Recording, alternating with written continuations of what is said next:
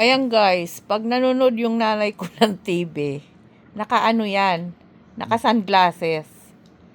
Eh di ba nga madilim ang pag may sunglasses, pag nanonood ka ng TV, ayan o, nanonood siya ng Pugong Biyahero. Iwan ko ba sa kanya? At yon, nanonood siya ng TV. Naka-sunglasses, nakakapagtataka guys. Liwanag naman. Hindi ko talaga alam kung bakit ganun. Oh, hindi daw masilaw, guys. Maliwanag Yan, naman. maliwanag daw. Believe talaga ako sa kanya, maliwanag ang mata. Masilaw. At Masakit di daw sa mata. masilaw. Oh, ayan naman ang aking alagang aso. Lagi yan nangangamot ng kanyang tainga at lagi pang magkatabi silang maglola.